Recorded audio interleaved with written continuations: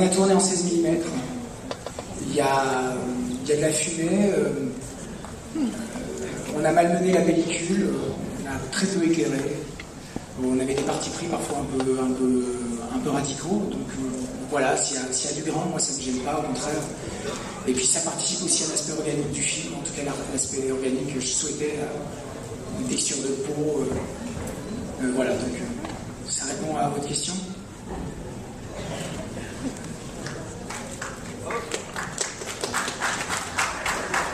So the question was, why is the image... Can you hear me? Why is the image so coarse? Why is the grain so big on the screen? Coarse. I just explained that. Oh yeah, I'm going to translate your... Why not? Why not? Did it disturb you? Why you need me to explain why there's some coarse? I don't get it.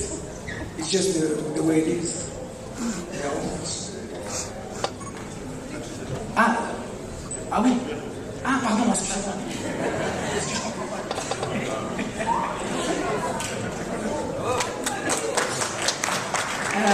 So the answer from the director was, we actually shot in 16 millimeters. We used smoke. Sometimes we decided to have very poor lighting. So it was, I have to say, very radical choices so far. And I really wanted to have this sort of very organic type of image, like to give you the feeling of the texture of the skin, for example. Deuxième question. Ici, si on m'entend, oui. Oui, bon, je rebondis sur la question parce que la quinzaine fait une petite malice ce soir en programmant votre film, juste derrière le Massacre à la tronçonneuse, qui est tourné aussi en 16 mm. Alors, je voudrais savoir si le choix du 16 mm, justement, qui donne ce grain très particulier que moi j'aime beaucoup, est-ce que c'était aussi pour participer à ce type d'esthétique de film pas en forme d'hommage, mais en fait pour travailler l'image dans cette mouvance de ce type de film, et qui est la coïncidence assez amusante ce soir avec la présentation des deux films. En fait, la pellicule pour moi est un choix évident, c'est-à-dire que je refuse encore aujourd'hui de passer au digital, surtout quand j'essaye de faire des films aussi organiques et aussi poisseux. Poisseux dans le bon sens du terme, c'est-à-dire que je pense que Massacre à la tronçonneuse est un film poisseux, grandement poisseux, poétiquement poisseux, et qui m'a profondément marqué quand j'étais adolescent, et qui est un film pour moi important, très matriciel, qui m'a vraiment donné envie de faire du cinéma à mon tour. Donc, tant que je pourrai, je continuerai à faire des films en 16 mm, et je pense que voilà, le film permettait en tout cas ça, même si c'est un peu compliqué aujourd'hui, mais voilà, j'avais très envie de faire ce film comme ça. En fait, je rêvais d'un film qui se sente. En regardant votre... The question was, tonight actually there's a screening of the Texas Chainsaw Massacre, which was also shot in 16mm, which is an image that I like very much. So I would like to ask you whether you actually did it on purpose to work in this kind of aesthetics as a tribute, or at least to get into the same type of direction. The answer was, well, actually, today I really refuse to use digital cameras. I really, especially as I want this kind of organic, sticky feeling almost. Because to me, the Texas Chainsaw Massacre was really a sort of very sticky, but romantically sticky and smelly picture. And it is a very fundamental film for me. I watched it as a teenager, and it is really the source of my inspiration today. And I really will go on shooting in 16mm as long as I can, even if it gets more and more complicated today. But I really wanted this kind of sticky, smelly film that you got. Il est inspiré de l'histoire de Beck et Fernandez, mais il n'est pas précisé que c'est inspiré des features de la Lune du Miel. On parlait de cinéma. Comme il y a quand même des liens entre Calvaire, Vignane et celui-ci sur l'idée d'un couple en crise, je me demandais quelle était la véritable influence de Beck et Fernandez. Et peut-être pas des fleurs de la Lune de Miel, mais en quoi cette histoire-là a pesé sur ce film-là? Cette histoire d'amour pathologique, Ouais, c'est juste ça qui m'intéresse. C'était en fait ce cadre-là, ce cadre des tueurs de la lune de miel, parce que je pense que je suis très très loin du film de Castel. Je suis probablement beaucoup plus proche du film de Rifstein, parce que en fait Rifstein reprend le fait divers et l'ancre dans son Mexique natal.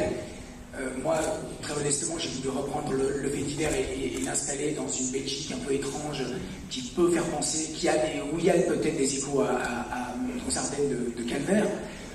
Mais ce qui m'intéressait, c'était surtout le dérèglement amoureux, de faire un film de personnages, de creuser ça, et de créer une aliénation folle, en tout cas entre eux, avec un rapport de dominant à dominé qui change. Et donc c'était tout l'enjeu du film, en fait. C'était pour moi une prise de danger considérable. C'est pour ça que j'avais besoin de comédiens comme Lola et Laurent, parce que c'était une collaboration très ténue et très étroite, très intense. Et je savais que je ne pouvais pas faire ce film n'importe comment et avec n'importe qui, ça n'aurait pas été possible. Mais ce qui m'a profondément intéressé, au-delà du fait divers, au-delà des meurtres de femmes, au-delà de tout, profondément, c'est l'histoire d'amour. C'est ce dérèglement amoureux, c'est le nid du fascisme, le couple, quoi. Toujours l'un qui essaie de dominer l'autre, un qui essaie d'imposer sa vision à l'autre, et ça change. Et c'est ça qui m'intéressait profondément. Et donc, si tu fais des liens, ouais, mais voilà.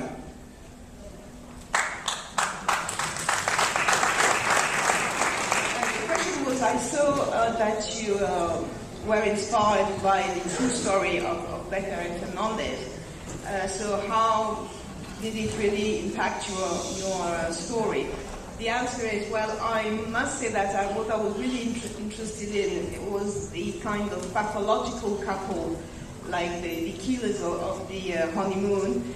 And I probably am closer to Rifstein's film, when he transposed the film in his native Mexico, and I tried to put it in a kind of very strange Belgium, where you can find certainly echoes to Tavier, as you said. But basically what I was interested in were two characters that are in love in a kind of really mad alienation, and where you have a slave-master relationship that varies and changes over time.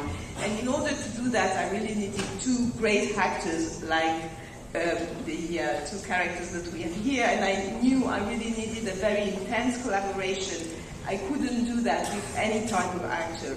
But beyond all these true events or not, fundamentally I really was interested in a love affair and in the couple relationship as the crust of fascism, that is to say, a relationship whereby one really tries to impose his will on the other and it changes. Oui, ma question s'adresse à Laurent Lucas. Alors, pour nous présenter, pour incarner un personnage aussi taré, aussi odieux, et j'espère que vous n'êtes pas dans la vie comme ça, est-ce que, je crois, c'est ça, vous êtes tout à fait autre chose.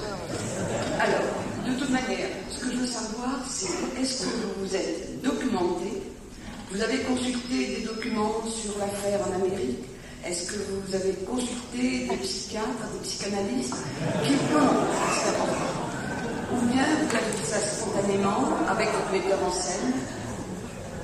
En fait, moi... Ça a été un travail très long, difficile. En fait,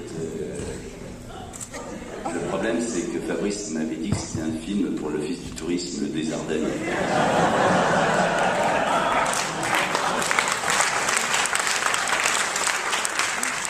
Et c'est que le deuxième volet d'une trilogie, quoi. Donc, je pense que ça va faire son petit effet, qu'il va y avoir un effet de tourisme terrible.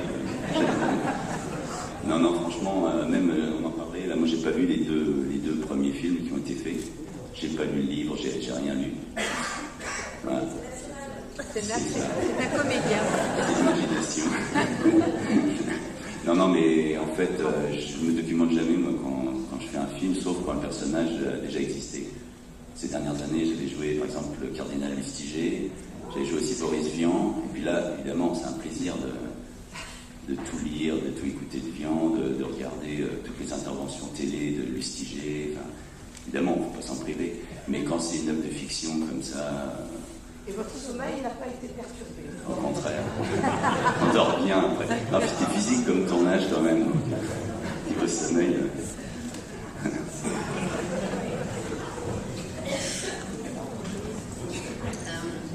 The question was directed to Laurent Lucas. So really, how did you manage to play such a terrible, horrible character? Because I guess you're not like that in real life. I mean, I know you're not like that in real life. So how did you proceed? Did you read a lot? Did you document yourself on the true story that happened in America? Did you go to see a psychiatrist or a psychanalyst? Or was it really a spontaneous acting with the help of the director? Because I guess it was quite a long and hard work. The answer is, well, actually, Fabrice, the director, had told me that this was a film for the tourist office in the Ardennes region in Belgium. And it's just the second film of a trilogy, so I guess they had quite a lot of work in the tourist office there. Honestly, well, actually, I haven't seen the two previous films that were shot on this story, and I barely read anything when I prepare for a part. Unless it is a character that really existed, like for example, recently I acted as the Lustinger Cardinal or Boris Vian, and there obviously I read books by Vian, and it was a great pleasure again, and I saw all the programs, TV programs where the Cardinal appeared. But when it is a fiction character here, I do not really feel it is necessary. And the lady said, but did you sleep well then? Perfectly, even better than ever. It was a sort of very physical kind of shooting, and I can assure you, you sleep as a baby.